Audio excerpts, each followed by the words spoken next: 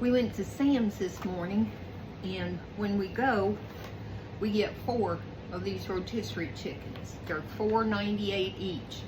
So for $5 or $20, I'm probably looking at about 6 to 8 meals out of these. Now, I'm going to be pulling the skin off, pulling the meat off the bones. I save the skin and the bones, and I make my homemade chicken broth with it. So it takes me a little while to work on them, but that's okay. We might have some for supper tonight. That would save me cooking. But yeah, for $20, 6 to 8 meals out of these. And I'll show you here in a little bit how I destruct it. Okay, I've got a chicken here. So I'm going to peel off the skin. I'm going to leave this one on the bone for now because we probably have this one for supper. Just going to make sure I get the skin off. I don't waste anything on these chickens, and it's so economical to buy them. We like them. I know there's others that don't. But we try to do economical stuff. First, I'm going to get all the skin peeled off. Then I'm going to go through and pull the meat off. You talk about making a good broth. The skin and bones, it makes a very rich broth. Very rich. It's kind of messy doing it this way, but you know what? You can wash your hands.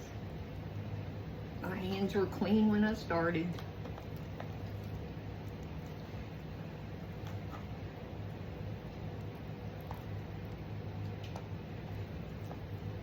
I've got 3 more to do, so I'm not going to do all of them for you. That would be kind of boring. And then I start pulling the meat off. Just pulling all of it off. And when I get them all done, I'm going to get out my big Dutch oven, probably both of them, and I'm going to make my chicken broth. So this is what I'm going to do, is get all the meat pulled off of them. And once that's done, I'll get all the bones and the skin. And then I'm going to start making the broth. So I will see you back. Now I'm getting ready to make my chicken broth. I purposely leave some meat on the bones because the meat that's going to be in the broth, I take out and I freeze it and I use it in my chicken and dumplings. I may just leave some in the broth this time, but I try to divide it up evenly.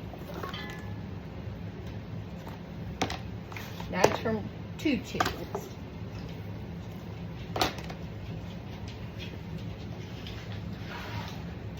And I've got this going in the other pot.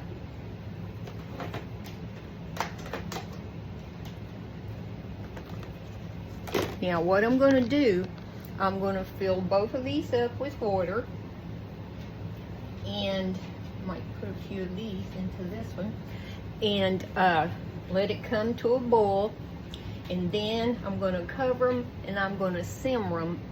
I don't simmer mine for hours. Some people do, but I don't. That's just me. If you simmer it for hours, that's great. You do it how you want to. And I tell you, this makes some of the richest chicken broth, and it is delicious. So I'm going to fill these up with water, both Dutch ovens, and get it to a boil. And then I'm going to cover them and simmer them. I'm going to set the timer for 60 minutes to start with, and I'll be back.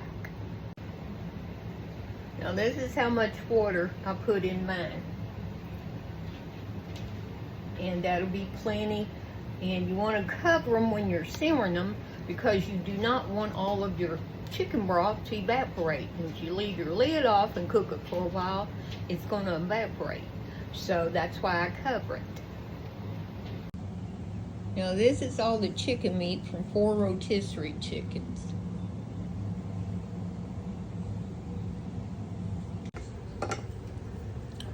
Okay, this is my broth. You can see how rich that is. And this broth is absolutely delicious. Now what I'm going to do, I'm going to pick all of this out, the bone, the skin, and strain this. And then this will be put into like 6 or 7 bags when it cools down, and it'll be frozen. And then I have my fresh broth for when I need it. Very, very simple to do. Homemade broth tastes so much better than the box broth, even though I do use the box broth at times if I don't have this out. But this is so much better and so easy to make. Hope y'all have had a blessed day. Remember, it's gonna be okay, and I love y'all.